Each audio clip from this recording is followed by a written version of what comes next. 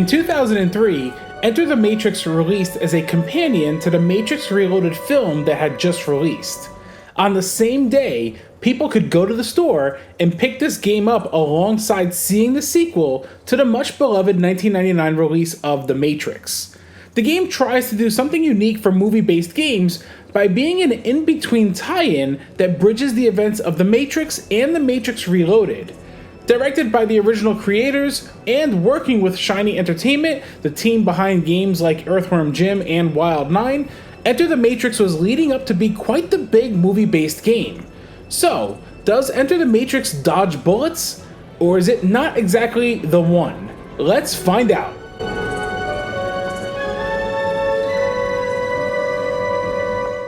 As mentioned, Enter the Matrix's story takes place between the events of The Matrix and The Matrix Reloaded, starting off after the final flight of the Osiris segment of the Animatrix. As opposed to playing as Neo, or even focusing primarily on him, we actually see the events unfold between Ghost and Niobe from the Logos ship crew. The cutscenes are a mix of in-game engine footage and live-action footage filmed specifically for the game. There's actually about over an hour of footage shot for this game, which is pretty cool to see. The story shows how Ghost and Niobe's trek led to helping Neo, as well as other members within the Matrix universe. It's a neat idea, but ultimately, the story here is a complete throwaway and honestly doesn't add much to the main movie's story arc. I mean, it is a nice in-between filler, but nothing really felt memorable here at all, despite maybe one or two scenes.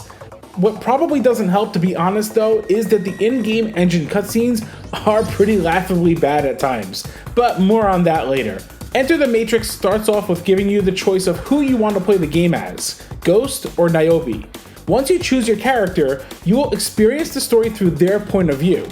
The majority of levels are the same, with a few differences here and there. The main difference is honestly within the vehicle missions, in which Ghost is mostly the gunner and Niobe is the driver, although there are still a few levels that are exclusive for each character. The game is, at its heart, a third-person action game that blends gunplay and melee combat while adding platforming into the mix. And naturally, the signature bullet time is all here, and this you're free to control at will based on your focus meter. Simply holding down the L trigger slows down time and allows you to do longer jumps, wall running, bullet dodges, increased gun accuracy, and stronger melee. When entering combat, the game switches the camera to a side view and movement controls are entirely changed. You can punch and kick enemies while pressing both buttons simultaneously will let you throw them. If you push the analog stick in a specific direction in attack, your moves will change up a bit as well. When initiating your focus meter, attacks will be much stronger and will change up here as well from your usual moveset. You can also dodge and counter opponents when in melee combat, as well as disarm their guns and use it against them. It's an engaging combat system overall, honestly. Gunplay has you mostly using the focus meter to fire away at enemies as stylish as possible. You can dive around firing as well as doing flips while shooting. So basically, if you saw it in the movies, you can most likely do it here in the game, and it's pretty awesome. You'll want to focus when firing, since without focusing, your accuracy is horrendous. You definitely get guns though, lots of guns. You can dual wield pistols, get assault rifles, some machine guns, shotguns, sniper rifles, and even grenade launchers. Being able to run on walls while shooting or doing flips while shooting honestly never gets old, and it's still fun to do all these years later. The blend of gunplay and melee transitions smoothly, and even though the controls change drastically between modes, it does work well for the most part here. There are also some cover-based mechanics here where you can simply press up against the wall and move along it, as well as peek out and shoot. Additionally, it is worth noting that your health and focus simply recover over time, and also depends on the difficulty selected in terms of how long it takes to replenish. There are also boss fights scattered throughout the game, whether it be this agent helicopter for example, or even various hand-to-hand combat bosses like Seraph in the Tea House segment. The game also does a good job of providing a variety of locations, whether in a post office or the airport, or even the chateau from Matrix Reloaded. The chateau in particular provides unique gameplay elements in which you face off against vampires that can only be staked to death, and is easily one of the highlight locations in the game for sure. So far it sounds pretty promising, right? Well, Enter the Matrix is a game that suffers from a variety of aspects. First off are actually the controls. Depending on which console you play, the button layout is vastly different across all three platforms. The button layout on the GameCube is unique, for a lack of better words. The A button punches, X button kicks, B button jumps, the Y button shoots, the L trigger focuses, the R trigger lets you strafe, and the Z button is your interact button. Yes, you heard correctly, the Z button is the button that you'll use to open doors, activate switches, dodge incoming enemy fire, and disarm foes. And as odd as that sounds, you'd be surprised at how quickly you'll acclimate to that. However, the movement is semi-tank controls and feels a bit stiff to say the least. Slapping the C stick in any direction puts you in first person mode, and to be honest, this game could have really done without that and just let you control the camera instead. I feel like this alone could have provided the game with far more fluid controls. Next, if you haven't noticed yet, the running animations. Seriously, this is just... this is laughably bad.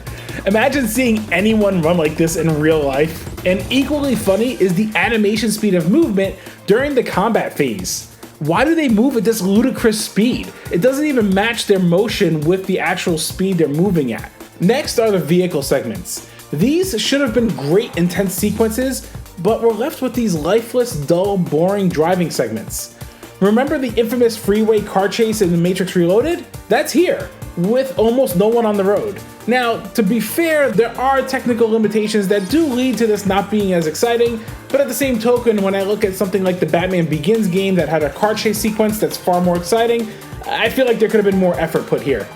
Also, the game has several bugs that are evident, mostly with the enemy AI being non-existent. Here, let me actually demonstrate one of my favorite levels in the game, Vertigo, specifically for this reason alone. So in this scene, you can see that I jumped out the window and I take cover on the wall, and I wait for the agent to run up, at which point he stops to fix his tie. I can now run in there and beat the crap out of him tirelessly, and he won't do anything.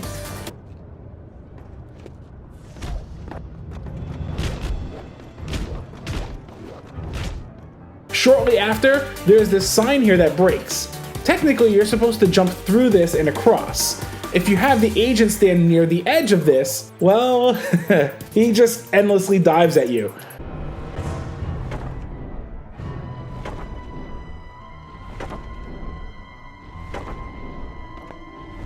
The last example is this here, where the agent is shooting at me and his bullets go sideways like an online Call of Duty match and just spazzes out. Honestly though, these are hilarious to me and were part of the fun, but yeah, not quite as polished as it probably should have been. The last gripe I have, honestly, are the game's final missions, which is relegated to rail shooting sequences if playing as Ghost, or flying through the tunnels with the Logos if playing as Niobe. However, this final mission lasts for almost 15 minutes long and is just super repetitive due to how long it takes to get through it. I feel like for a final mission of a game, there should be something that's far more finite and doesn't end abruptly on this note. There's no boss fight or anything epic about the finale, it rather just kind of ends and it's like, oh, okay, I guess this is how the game ends with this mission. Now, something that the game incorporated that was truly unique was the hacking mode. Here, you had to think logically on how to unlock all the secrets within the Matrix. Using commands within a command prompt, you unlock more of the lore this way, but it also does make you feel a bit like a hacker. Granted, in a more basic form, without the complex lines of code, but the experience is one that is second to none for its time. More so, this whole thing could take hours to unfold if you're trying to figure it out all on your own, and some unexpected moments may occur that could possibly wipe out all progress, and I'm not going to spoil what would cause that. It's a really deep mode, yet also creepy if you're doing this at nighttime with all the lights off. Additionally, you can unlock cheats for the main game through this hacking mode, like invincibility, infinite focus meter, or infinite ammo, just to name a few. And if that's not enough, you can enable a sword to have for use when normally throwing enemies in the main game, which is badass. This actually insta-kills pretty much anybody. And furthermore, there's a secret 2-player multiplayer fighting game here to unlock through the hacking as well. It's nothing great, but it's a really fun unlockable for sure. The hacking mode alone shows such a level of creativity and outside thinking while fully respecting an aspect of the Matrix universe and feels like a game in itself really. It's just very clever stuff here. Visually, Enter the Matrix is a game that screams mixed bag, ranging anywhere from quite good to incredibly poor. For example, the Chateau chapter looks the best of every area in this game, and does a good job replicating the look from the movie. Then there are levels like Chinatown, that are incredibly drab and dull. Driving sequences also show a lack of great detail and very short draw distances overall. Then there are the in-game cutscenes that become unintentionally funny to watch play out most of the time.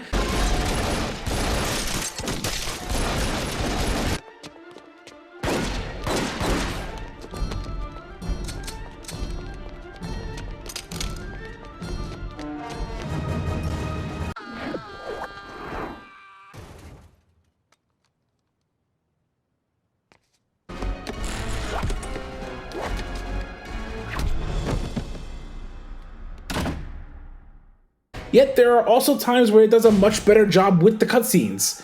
It's not the ugliest game on the GameCube, but it's one of the most inconsistent, unpolished ones on the system. The better aspects visually are that it actually runs at 60 frames a second on the GameCube during most levels, except the vehicle ones, which it runs at 30 frames per second. This fares definitely better than the PS2 version that only runs at 30 frames locked. Additionally, the game does provide progressive scan. In terms of audio, Enter the Matrix does a mostly amazing job with its sound design and direction. All the sound effects here nail the effects within the Matrix films, from the punches and kicks, to the bullet time audio effects of bullets whizzing by, to even the actors reprising their roles for voiceover work. The musical score found here is composed by Eric Lundborg, and fooled me that it wasn't from the actual movie's composer, Don Davis, as the themes are all in play here and sound directly from the films themselves. A truly excellent score that is dynamic depending on whether you're exploring or in combat. Additionally, the licensed soundtrack used here for various sequences is just absolute fire. Like Fluke's Atom Bomb or Cell Dweller's Switchback, the song selection is just so smartly implemented.